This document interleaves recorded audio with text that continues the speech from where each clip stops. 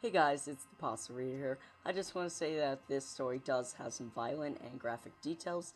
If you are gaggy, wheezy, stuff like that, or you're just too young to watch this, you might want to click away from this video. And if you don't, and you're annoyed from this warning, well, let's get straight to it. You see, I'm a simple college student living alone in an apartment.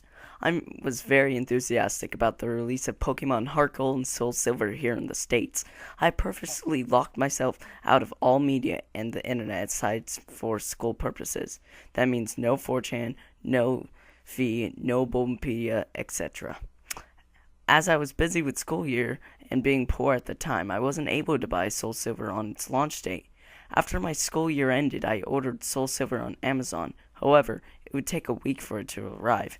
I decided during that time I would replay my Crystal version on my Game Boy Color. However, I realized that long ago my mom threw it away because I told her the save went dead. And I was very upset about it then. She also threw away my Silver version, so all I have is my Game Boy Colors. As such, I set out to GameStop and bought a used Silver version, as it's the only Pokemon game left they have for GPC. $10, fairly cheap. I went home and started up for a nostalgia trip. However, that's where things started getting bizarre, and most likely the reason why you read this. The Game Freak logo started up as normal, but it just froze there.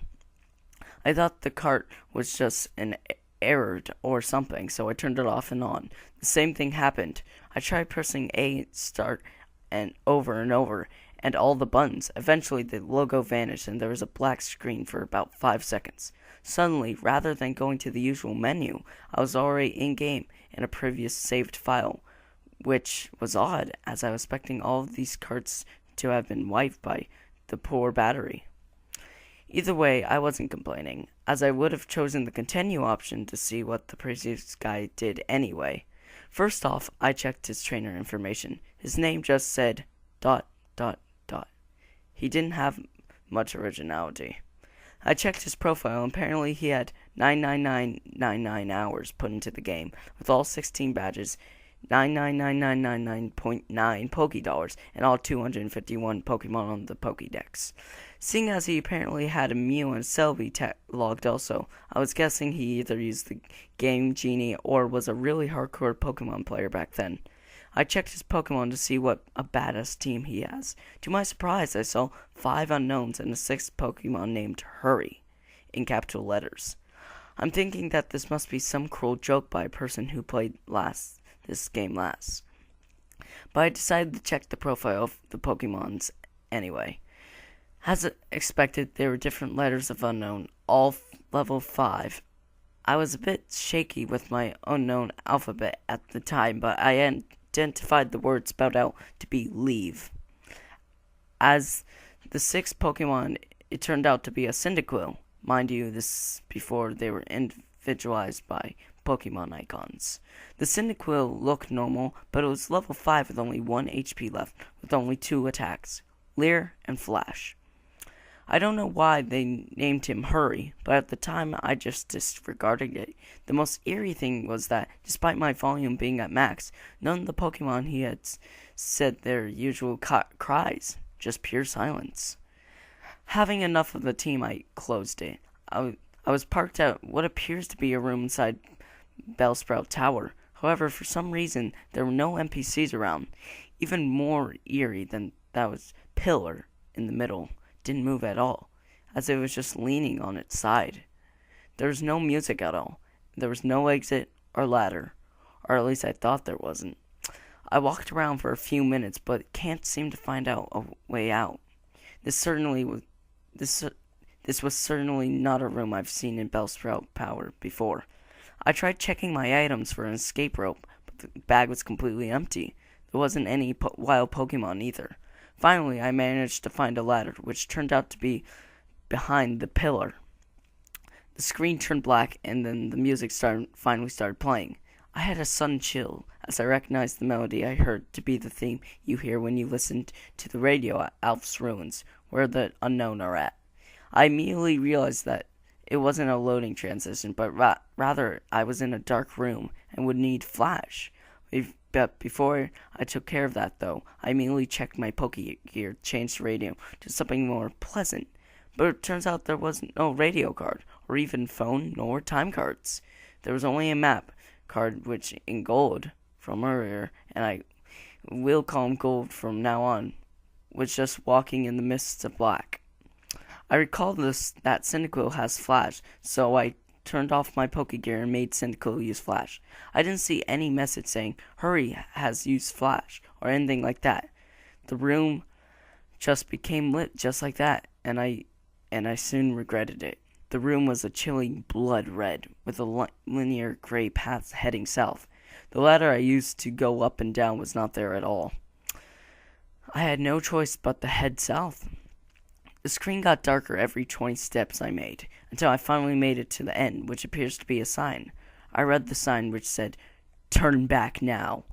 Suddenly, I was asked to answer yes or no, but there was no question asked. I chose yes, as I do not know what it was asking, and the screen went black again, making a ladder climb sound. The unknown radio music stopped, and in a few seconds was replaced with the not as creepy Pokeflute radio music. I was in another dark room, but I held my breath and used flash again. Suddenly said that Hurry has fainted, which was odd since I recalled there was no status conditions like poison on him, and I clearly wasn't in a battle. I checked my Pokemon quickly, and suddenly he was no longer in my party. In fact, after a bit of investigating, none of my Pokemon are there, but instead all replaced with level 10 unknown. I did the same thing as before and spelled out the unknown. My then team of unknown spelled, "He died." Either way, after that creepy change, the room was lit to reveal itself in a very small room that appears to be only 4 squares big. The walls of that room were gray bricks, as if something inside that was hollowed out. Outside the room appears to be a bunch of graves similar to the ones in red and blue. I've walked around that small room and pressed A, but nothing happened. I've already concluded that this was clearly a hacked game and some sadistic fuck sold it to GameStop. However, my curiosity kept me going. I checked the trainer profile of ... and again, only to find out that the sprite of Gold was missing his arms. He also appears to be less smug, but rather seem more sad and empty in a way that I do not know how to describe.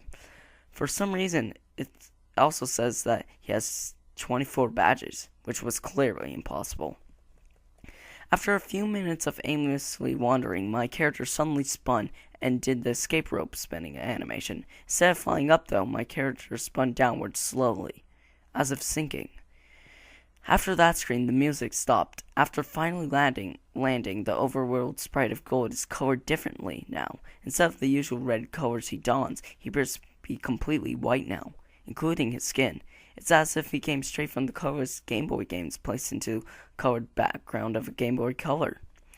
I checked his profile and now is a white as his overworld sprite. He lost his legs and has what to appear bloody tears from his eyes. It also says he now has 32 badges, which now starts to disturb me as this change of number seems to represent something important. I also checked my Pokemon, which this time contained 5 unknowns and a level 100 Celebi without a nickname. The unknown are this time level 15 and spelled out dying. I checked the Celebi's profile. It was a shiny Celebi, except there's only half the sprite. 1 leg, 1 arm, 1 eye, and it only knows 1 attack. Perish Song. The area I was in itself was Sprout Tower with immobile pillar as before, except everything is apparently red now. I walked forth for what felt like forever. Eventually, I finally encountered some generic men and women NPC. They were all lined up side to side, just facing the long slanted pillar in the middle. They were also white, and nothing happens when I try to speak to them. I kept on going north until eventually the pillar finally appears chopped off, with transparent red in that spot. I went up to red, and without even pressing A, I was suddenly engaged, and finally in a battle.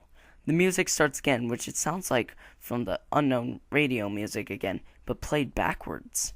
Gold's battle back sprite matches his front ones with the bloody eyes, white skin, and the lack of arms, while Red sprite was the same as before in GSC, except transparent. The text simply said, wants to battle, as if he has no name. And both of us only have one Pokemon each, which is weird, as I swore I had 6 with unknowns. My shiny Celebi came out, conveniently with a sprite for the backs also. The shiny noise and the animation was different, as it sounds made multiple screech attacks used consecutively. Red sent out a seemingly normal male Pikachu, except he is level 255, and his sprite seems sad and has tears in his eyes. Rather than the usual fight item Pikmin run menu, the only option I was given is to use attacks. Since Celebi only has one, I chose it naturally. Since Pikachu was level 255, he went first. Pikachu used Curse, lowering his speed, increasing his other stats. I'm not even sure if Pikachu could use Curse. Celebi used Perish Song. In 3 turns, both Pokemon get KO'd. Not like I have a choice. At this point, it didn't even go back to the fight menu, as the battle just continued without me. Also note that there were no animations at all for some reason. Pikachu used Flail, which didn't do much damage despite his level and boost as his health was maxed. Celebi used Perish Song. Nothing happens as it was already used. Pikachu used Frustration, which did a shit ton of damage, knocking Celebi down to less than 10 HP. Celebi used Pain Split, which surprised me as Celebi didn't even have that attack in the first place. Now Celebi and Pikachu have about 150 HP. Pikachu used Mean Look. Not like that did anything. As expected, due to the effects of Perish Song, my Celebi fainted, except in the text it said, Celebi has died. And instead of the ordinary drop-off screen animation, the Celebi backsprite just vanished. For some reason, the Pikachu was still up even though Perish Song, and it didn't count as my loss. Pikachu used one more different attack beyond the 5-attack limit. Pikachu used Destiny Bond.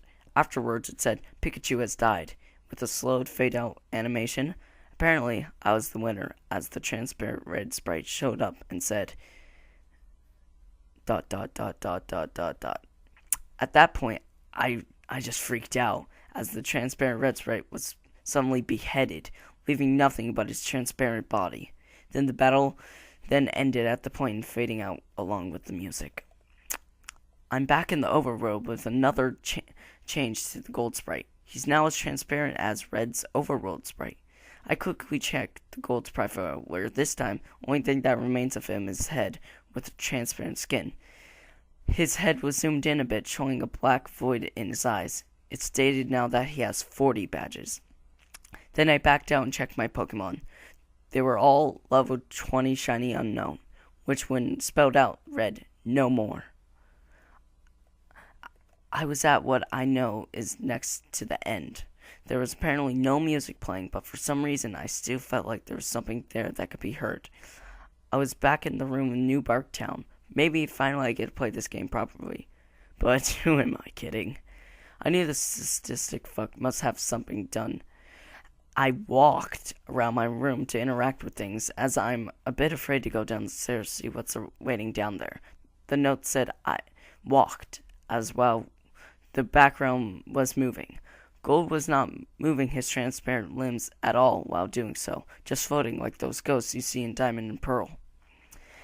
As expected, the radio and computer and TV did not work, so I had no choice but to go down the stairs. I ended up in the same lower level of my house.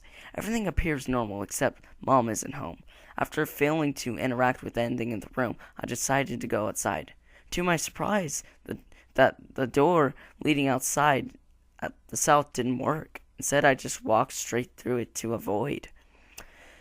I continued moving south to see what the fuck was going on. My house vanishes as I led into the south of the void. It was creepy as when I entered the void, the outlines of Gold's transparent sprite turned white to contrast with the pitch black. Eventually, I reached a white area and Gold's sprite turned back and transparent again. I continued south without thinking of stopping at all. After a long trek south, I finally encountered something. It was Gold's regular sprite. I talked to it. He said, "Goodbye forever," nobly with a space in between the forever and vanished. As that happened, it said, mystery mark, mystery mark, mystery mark, use nightmare, which at that point I would not deny that being possible. Golden did another escape rope animation, spinning slowly downwards like before. I'm now back in that small held-out room surrounded by the graves earlier. At least I say I was back there, as there's no sprite anymore.